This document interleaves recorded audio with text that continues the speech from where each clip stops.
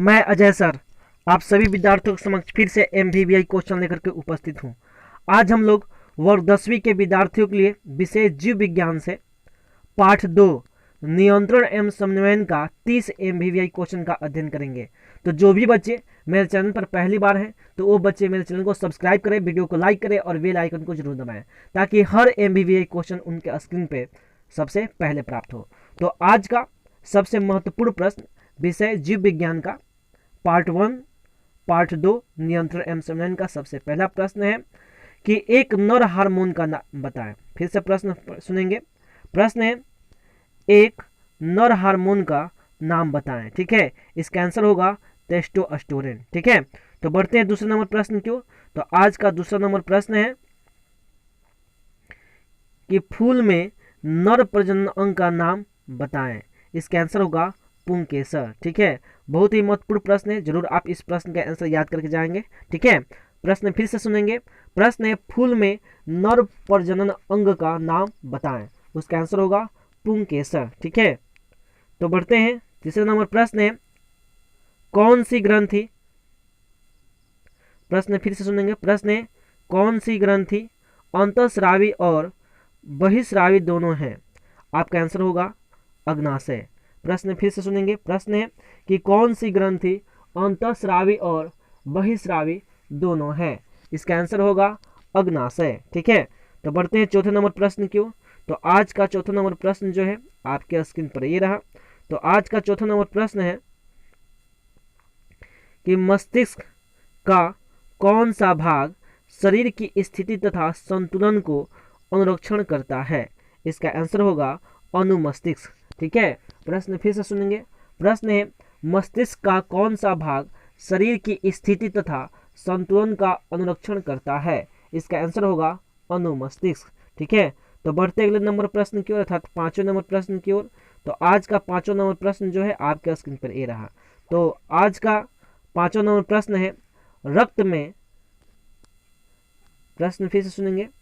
पांचवा नंबर प्रश्न जो है आपके स्क्रीन पर ये रहा। प्रश्न है कि रक्त में आयरन की कमी से होने वाला एक रोग का नाम बताएं।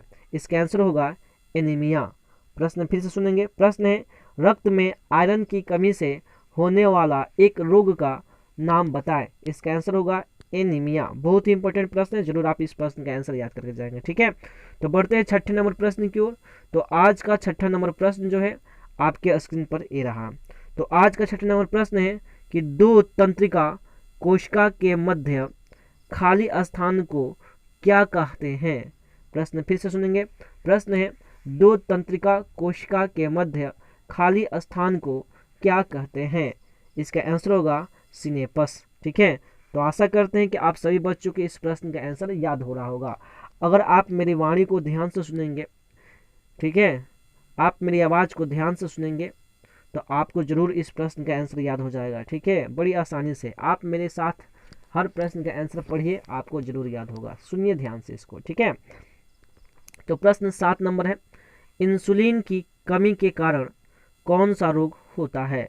इसका आंसर होगा मधुमेह। बहुत ही इंपॉर्टेंट प्रश्न है, एग्जाम में कई बार पूछा गया। प्रश्न है इंसुलिन की कमी के कारण कौन सा रोग होता है। आंसर होगा मधुमेह। ठीक है, तो बढ़ते हैं अगले नंबर प्रश्न की ओर अर्थात 8 नंबर प्रश्न की ओर। तो आज का 8वां नंबर प्रश्न जो है आपके स्क्रीन पर ये रहा। प्रश्न है ग्वाइटर अथवा घेंघा पनपता है किसकी कमी से। इसका आंसर होगा आयोडीन की कमी से। ठीक है, तो बहुत ही महत्वपूर्ण प्रश्न है। प्रश्न फिर से सुन लेंगे। प्रश्न है कि ग्वाइटर अथवा घेंघा, घेंघा जो रोग होता है वह किसकी कमी से होता है। तो इसका आंसर होगा आयोडीन की कमी से। ठीक है, चलिए बढ़ते अगले प्रश्न की ओर 9 नंबर प्रश्न की ओर। तो आज का 9वां नंबर प्रश्न जो है आपके स्क्रीन पर ये रहा। तो 9वां नंबर प्रश्न है कि पॉन्स, मेडुला और अनुमस्तिष्क किसका हिस्सा है। प्रश्न फिर से सुनेंगे। प्रश्न है पॉन्स, मेडुला और अनुमस्तिष्क किसका हिस्सा है। इसका आंसर होगा मध्य मस्तिष्क का हिस्सा है। ठीक है, यानी पॉन्स, मेडुला और अनुमस्तिष्क जो है हमारे मध्य मस्तिष्क में पाए जाते हैं। ठीक है, तो बढ़ते हैं 10वें नंबर प्रश्न की ओर। तो आज का 10वां नंबर प्रश्न आपके स्क्रीन पर ये रहा। तो आज का 10वां नंबर प्रश्न है कि कवक में पोषण की कौन सी विधि है। प्रश्न फिर से सुनेंगे। प्रश्न है कवक में पोषण की कौन सी विधि है। इसका आंसर होगा मृतजीवी। ठीक है, चलिए बढ़ते अगले नंबर प्रश्न की ओर, 11 नंबर प्रश्न की ओर। तो आज का 11वां नंबर प्रश्न है कि क्लोरोफिल वर्णक का रंग है। प्रश्न फिर सुनेंगे, क्लोरोफिल वर्णक का रंग है, इसका आंसर होगा हरा। ठीक है, क्लोरोफिल जो वर्णक होता है उसका रंग कैसा होता है, तो हरा होता है, याद रखिएगा। ठीक है, तो बढ़ते हैं 12वें नंबर प्रश्न की ओर। तो आज का 12वां नंबर प्रश्न है कि डेंगू उत्पन्न करने वाले मच्छर किस तरह के जल में उत्पन्न होते हैं, इसका आंसर होगा शुद्ध जल में। बहुत ही इंपॉर्टेंट प्रश्न है, आपके एग्जाम में, बिहार बोर्ड के एग्जाम में कई बार पूछा गया प्रश्न है। ठीक है, तो प्रश्न फिर से सुन लेंगे। प्रश्न है डेंगू उत्पन्न करने वाले मच्छर किस तरह के जल में उत्पन्न होते हैं, इसका आंसर होगा शुद्ध जल में। ठीक है, तो बढ़ते अगले नंबर प्रश्न की ओर, था 13वें नंबर प्रश्न की ओर। तो आज का 13वां नंबर प्रश्न आपके स्क्रीन पर ये रहा। तो आज का 13वां नंबर प्रश्न है कि निम्न में से कौन सी अनैच्छिक क्रिया नहीं है। प्रश्न फिर से सुनेंगे। प्रश्न है निम्न में से कौन सी अनैच्छिक क्रिया नहीं है। ठीक है, ऑप्शन है, ए नंबर ऑप्शन है वमन, बी में है चबाना, सी में है लार, डी लार आना और डी में है हृदय का धड़कन। आपको बताना है। प्रश्न फिर सुनेंगे, निम्न में से कौन सी अनैच्छिक क्रिया नहीं है। प्रश्न फिर से सुनेंगे, निम्न में से कौन सी अनैच्छिक क्रिया नहीं है। इसके 4 ऑप्शन दिए गए हैं, ए में वमन आना, बी में चबाना, सी में लार और डी में हृदय का धड़कना। तो आपको अनैच्छिक क्रिया बताना है, नहीं है वो बताना है। तो इसका आंसर होगा चबाना। ठीक है, चलिए बढ़ते अगले प्रश्न की ओर, अर्थात 14वें नंबर प्रश्न की ओर। तो आज का 14वां नंबर प्रश्न आपके स्क्रीन पर ये है। तो आज का 14वां नंबर प्रश्न है कि इनमें कौन फल पकाने के लिए प्रयुक्त होता है। बहुत इंपॉर्टेंट प्रश्न है, आपके एग्जाम में कई बार पूछा गया प्रश्न है। प्रश्न है कि इनमें कौन फल पकाने के लिए प्रयुक्त होता है। तो इसका आंसर होगा एथिलीन, अर्थात सी नंबर ऑप्शन होगा एथिलीन। ठीक है, यानी एथिलीन का प्रयोग जो है फलों को पकाने के लिए किया जाता है। ठीक है, तो बढ़ते अगले प्रश्न की ओर, 15वां नंबर प्रश्न की ओर।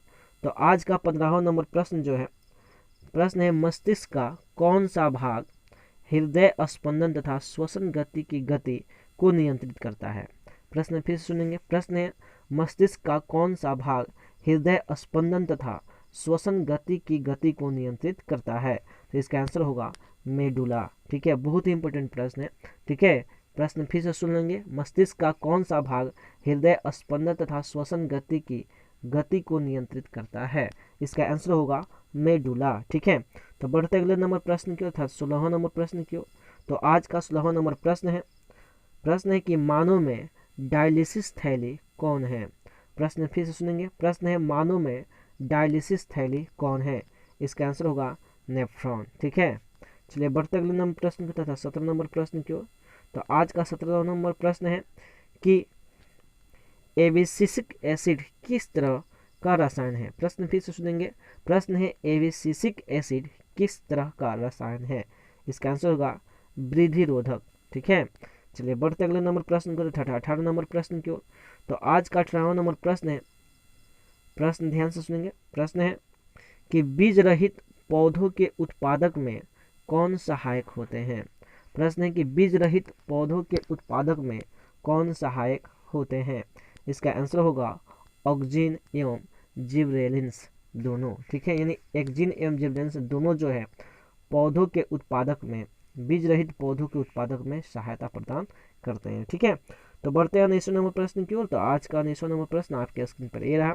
तो 19वां नंबर प्रश्न है कि हार्मोन स्रावित होता है कहाँ से।